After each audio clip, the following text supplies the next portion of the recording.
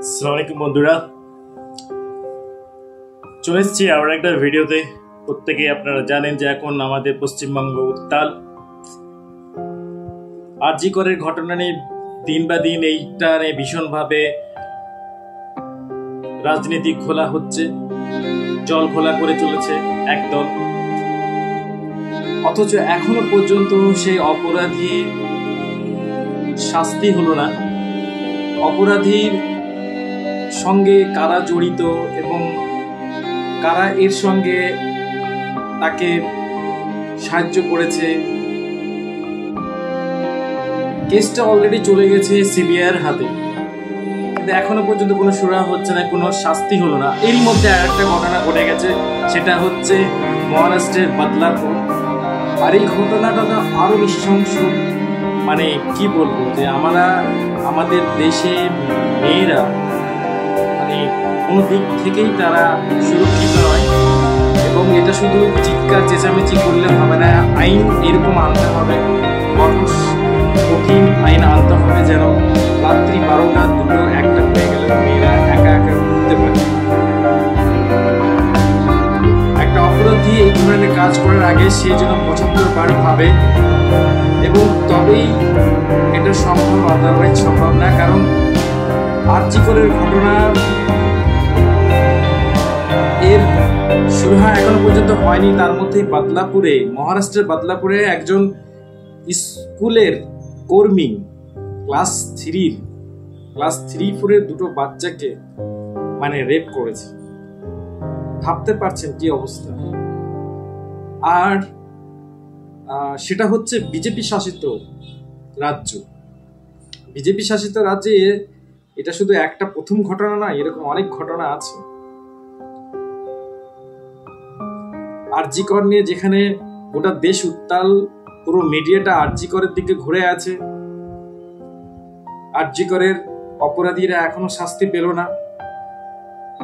সেই জায়গাতে আবার হঠাৎ করে দেশের আরেক প্রান্তে নৃশংসভাবে একটা ফুলের কুঁড়ি, যেটা সম্পূর্ণভাবে পরিস্ফুটিত হয়নি, আর তার সঙ্গে এরকম ঘটনা। অথচ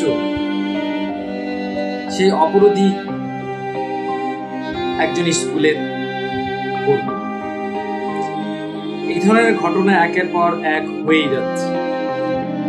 প্রশ্ন হচ্ছে যে অপরাধীকে শাস্তি দিলে তো হবে না, এরকম একটা আইন নিয়ে আসে। আজকে সেই সমস্ত লোকগুলোই কথা তুলছে, তারা বলছে যে তাকে শাস্তি দেওয়া হোক, মৃত্যুদণ্ড দেওয়া হোক, যেখানে ঘটনা ঘটবে সঙ্গে সঙ্গে তাদেরকে মেরে দেওয়া উচিত, সেখানেই তাদের ব্যবস্থা করে দেওয়া উচিত। আজকে তারা যে সমস্ত লোকগুলো, যে সমস্ত দলগুলো একটা সময় শরিয়া লয়ের বিরুদ্ধে কথা বলতো, যারা বলতো যে শরিয়া ল একটা অমানবিক, এটার কোনো মানবিকতা নেই, আজকে তারাই তো শরিয়া লয়ের সাপোর্টে কথা বলছে। ইসলামিক শরিয়া লতে যদি কোনো রেপ হয়ে থাকে, রেপিস্টকে তাকে মৃত্যুদণ্ড দেওয়ার হুকুম আছে। তাকে মাটিতে পুঁতে সবার সামনে তাকে পাথর দিয়ে তার মাথাতে মেরে তাকে শেষ করে দেওয়ার হুকুম দিয়েছেন কে? স্বয়ং আল্লাহ তাআলা। দ্বিতীয়ত, আজকে সেই সমস্ত লোকগুলোই, আমার প্রশ্ন হচ্ছে, যখন আপনাদের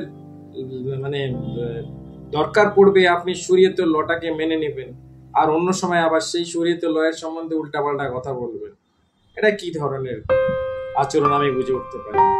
আজকে বলতে চাই যে যারা কটাক্ষ করেন একটা ধর্মের প্রতি, একটা কমিউনিটির প্রতি, আজকে আমি তাদেরকে বলতে চাইছি, সৌদি আরব সেখানে আংশিক শরিয়া ল আছে, সেখানে কতটা রেপ হয় একটা খোঁজটা নিতে। আমি বললে তো বলবেন যে আমি বলছি, মুসলমান বলে আমি আপনাদেরকে বলছি, 0.03% রেপ হয় সৌদি আরবে। এটা আমার রিপোর্ট না, এটা গুগলের রিপোর্ট। আরো অন্য যে সমস্ত মিডিয়া আছে সেখান থেকে এই রিপোর্টটা আপনারা সংগ্রহ করতে পারেন, কিন্তু এই রিপোর্টটা আমি বলছি গুগলে সৌদি আরবে বলছে যে এই ধরনের একটা ঘটনা ঘটে, সেটা হয়তো বছরে 1-2 বা এই ধরনের ঘটনা পাওয়া যায়। কিন্তু ভারতবর্ষে বা আমেরিকাতে গুগল করে দেখে নেবেন, যদি এই ঘটনা চেক করা হয়, হাজার হাজার ঘটনা ঘটে থাকে, 0.03 জায়গায় সেটা হয়ে যাবে 10%, 20%, 30%। সব থেকে রেপের কেস পাওয়া যায় ব্রাজিল। কিন্তু কেন কেন সৌদি আরবে এত কম? আমি সৌদি আরব বাদ দিলাম, আফগানিস্তানে এখন তো তালেবানরা আছে। অনেকেই কথা বলে তালেবানরা অমানবিক, তারা মানবিকভাবে আচরণ করে না মানুষের সঙ্গে, তারা অন্য ধর্মের অন্য জাতের লোকদের সাথে অমানবিকতা করে। ইসলামেতে এই ধরনের কথাবার্তা কোথাও লেখা নেই, এটা আপনাদের মুখের কথা, মিডিয়ার কথা। সেখানে কত পার্সেন্ট রেপ হয় একটু আপনারা ডাটা নিয়ে চেক করবেন।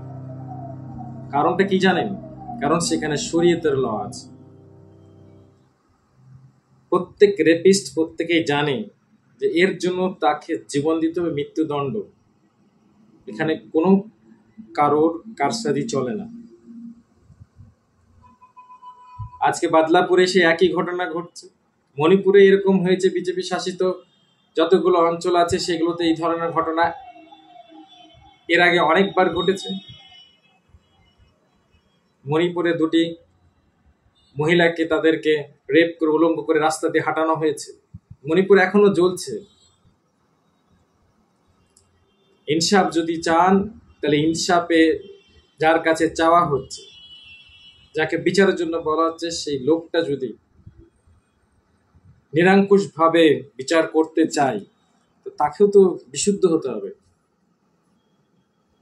তা না হলে তো করবে না।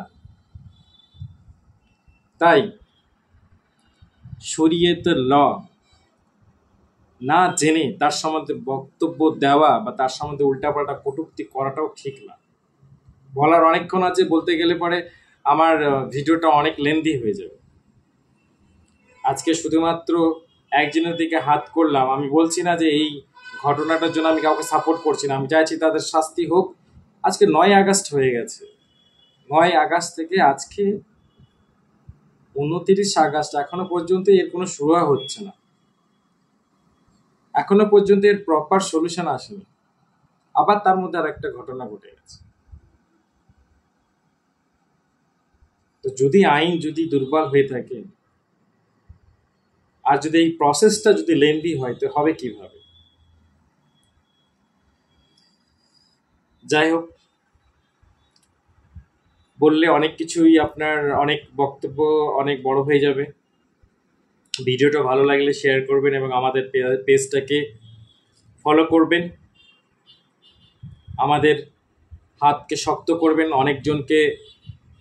অনেকজনকে সাপোর্ট করেছেন, অনেক রাজনৈতিক দলের সঙ্গে দেখেছেন, একবার আমাদের সঙ্গে এসেও দেখেন।